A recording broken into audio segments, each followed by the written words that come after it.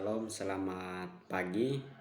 Perkenalkan, nama saya Peter Malekai. Saya dari kelas A NIM 1903030030 semester 3 jurusan Sosiologi, Fakultas Ilmu Sosial dan Ilmu Politik Universitas Nusa Cendana Kupang. Kali ini saya akan menjelaskan dari mata kuliah Teori Sosiologi Modern, makalah yang diberikan Pak dosen sebagai ulangan tengah semester, tentang mencari paradigma sosiologi, teori-teori yang melingkup dan ahli pencetus teori tersebut. Teori itu jelaskan semua teori struktural fungsionalisme menurut Marton dan Parson, teori konflik menurut 4 ahli, dan teori pertukaran, teori konflik menurut 4 ahli, teori pertukaran, teori dramaturgi, dan teori interaksionalisme simbolis. Pertama, saya akan menjelaskan dari paradigma tersebut. Pengertian paradigma menurut Thomas Kant itu paradigma merupakan suatu cara pandang, nilai-nilai, metode-metode penting yang dasar atau memecahkan suatu masalah yang dianut oleh suatu masyarakat ilmiah pada suatu tempat tertentu. Kan melihat adanya kesalahan fundamental tentang image atau konsep ilmu yang telah dielaborasi oleh kaum filsafat ortodoks.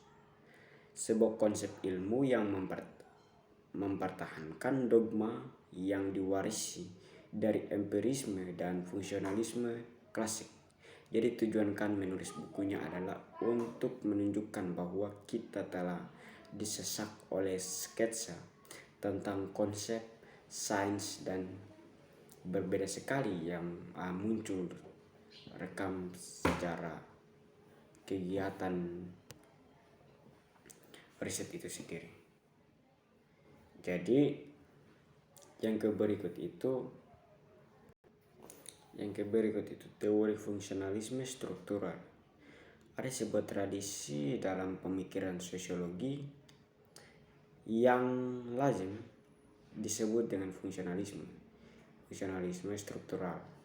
Jadi analisis fungsional dan teori fungsional kebaikan yang bersifat relatif dari tradisi fungsionalisme bukan hanya diperbedakan tetapi juga sering dapat kritik yang mendasar, yang merusak. Walaupun demikian, tradisi tersebut masih dipegang teguh oleh para pengikutnya. Jadi teori ini menekankan kepada keteraturan dan mengabaikan konflik dan perubahan-perubahan dalam masyarakat. Jadi menurut teori ini, masyarakat merupakan suatu sistem sosial yang terdiri atas bagian-bagian yang saling berkaitan dan saling menyatu, dan keseimbangan. Jadi perubahan yang terjadi pada saat satu bagian akan membawa perubahan pula terhadap bagian yang lain. Jadi penganut teori ini cenderung untuk melihat hanya kepada sumbangan satu sistem atau peristiwa terhadap sistem yang lain. Dan karena itu mengabaikan kemungkinan bahwa peristiwa tersebut itu adalah suatu sistem yang dapat beroperasi menentang fungsi-fungsi yang lain dalam suatu sistem sosial.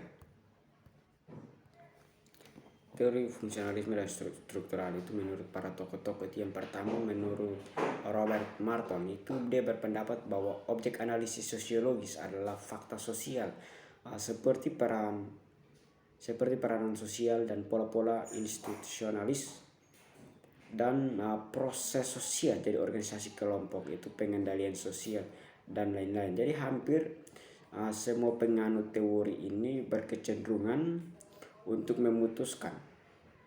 memusatkan perhatiannya kepada fungsi dari suatu fakta sosial terhadap fakta sosial yang lain.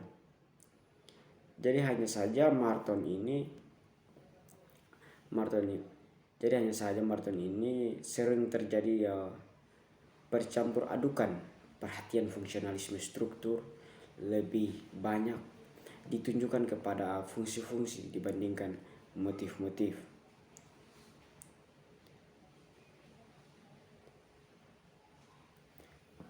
Jadi Martin ini juga dia mengutip 3 asumsi pada postual. Jadi yang pertama itu kesatuan fungsionalisme masyarakat yang dapat dibatasi sebagai suatu keadaan di mana seluruh bagian dari sistem sosial bekerja sama dalam suatu tingkat keselarasan atau konsistensi internal yang memadai tanpa menghasilkan konflik berkepanjangan yang tidak dapat diatasi atau diatur. Yang kedua itu fungsionalisme universal. Jadi mereka menganggap bahwa dalam setiap tipe perubahan, setiap kebiasaan ide, objek materi itu kepercayaannya memenuhi beberapa fungsi penting, memiliki sejumlah fungsi yang harus dijalankan dan merupakan bagian penting yang tidak dapat dipisahkan kegiatan sistem sebagai keseluruhan. Jadi konsep lain dari Martin Yakin ini sifat dan fungsi itu dia bedakan atas fungsi manifest dan fungsi laten. Fungsi manifest adalah fungsi yang diharapkan. Fungsi manifest dan institusi itu perbuatan atas adalah untuk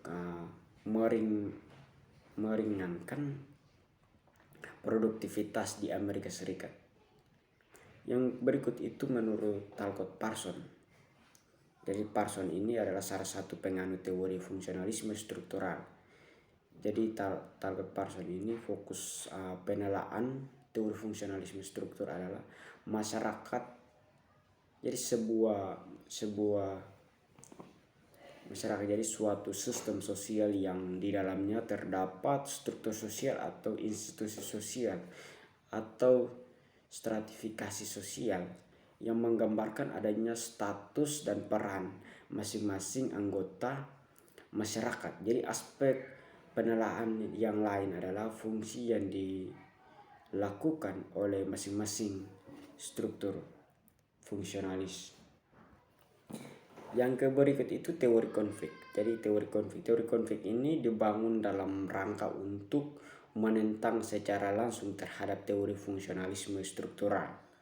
Karena itu tidak mengherankan apabila proposisi yang dikemukakan oleh penganut bertentangan dengan proposisi yang terdapat dalam teori fungsionalisme struktural. Jadi di sini saya akan menjelaskan teori konflik itu menurut para ahli. Jadi teori konflik ini masyarakat itu disatukan dengan paksaan. Jadi maksud keteraturan yang terjadi di dalam masyarakat itu sebenarnya karena adanya paksaan atau koersi. Oleh karena itu teori konflik ini dekat hubungannya dengan dominasi, koersi, dan power.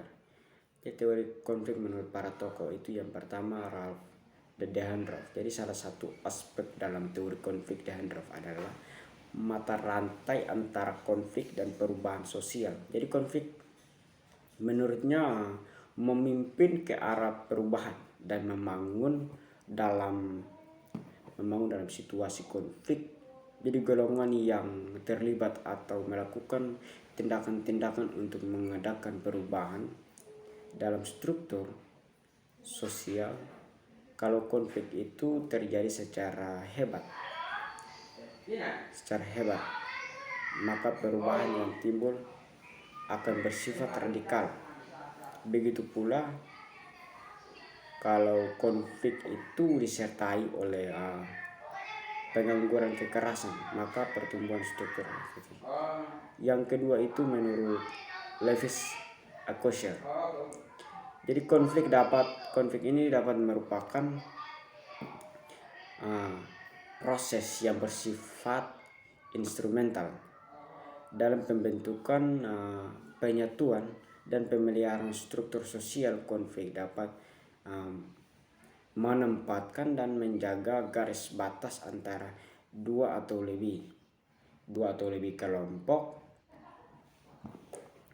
dan kelompok lain, yang dapat memperkuat kembali identitas dan melindunginya agar tidak lebur ke dalam dunia sosial sekalipun. Jadi menurut Joseph L. Lewis ini, konflik ini dibagi menjadi dua, yaitu konflik realitas dan konflik non-realitas. Jadi yang pertama itu konflik realitas. Konflik realitas ini berasal dari kekecewaan terhadap tuntutan khusus yang terjadi dalam hubungan dan dari perkiraan kemungkinan keuntungan para partisipan dan yang ditunjukkan pada objek yang dianggap mengecewakan. Contohnya para karyawan yang mogok kerja agar dituntut mereka berupaya menaikkan upah atau gaji yang dinaikkan. Yang kedua itu konflik non-realitas. Jadi konflik yang bukan berasal dari tujuan saingan yang antagonis, tetapi dari kebutuhan untuk meredakan ketegangan paling tidak dari salah satu pihak. Jadi Koser ini menjelaskan dalam masyarakat yang buta huruf, pembahasan dan ini dengan yang biasa pembahasan dendam biasanya melalui ilmu gaib seperti teluh, santet dan lain sebagainya. Jadi sebagaimana halnya masyarakat maju ini melakukan pengkambing hitaman sebagai pengganti ketidakmampuan melawan kelompok yang seharusnya menjadi lawan mereka. Yang berikut itu menurut George House. Jadi George House ini dia mengaitkan pertumbuhan dan proses fungsionalisme struktural posisi masyarakat Amerika dalam tatanan dunia.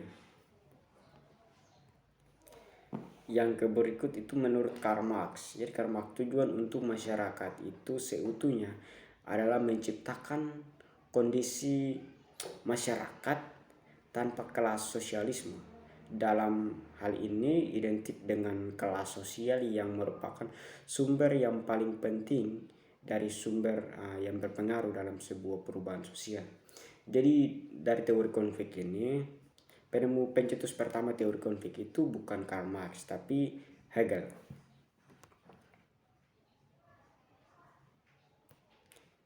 Yang berikut itu teori pertukaran. Jadi teori pertukaran adalah teori yang menyatakan bahwa dalam sebuah hubungan sosial terdapat unsur-unsur atau ganjaran, pengorbanan dan keuntungan yang saling memengaruhi. Teori ini memandang bagaimana manusia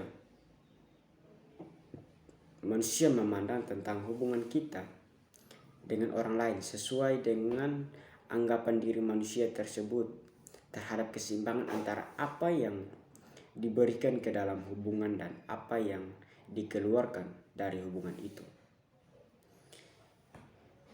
Jadi jenis hubungan yang dilakukan itu kesempatan memiliki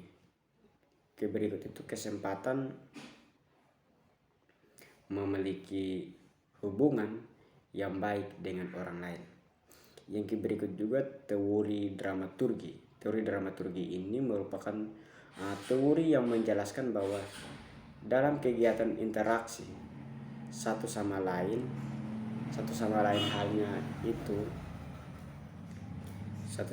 halnya dengan pertunjukan sebuah drama. Dalam hal ini manusia merupakan aktor yang menampilkan segala sesuatu untuk mencapai tujuan tertentu melalui drama yang dilakukannya.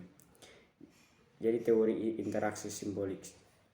Yang berikut itu interaksi simbolis. Teori interaksi simbolis ini merupakan teori yang memiliki asumsi bahwa manusia membentuk makna melalui proses komunitas.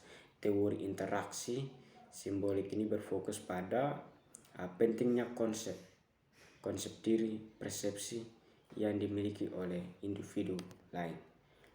Oke, itu adalah sekian dari saya. Salam.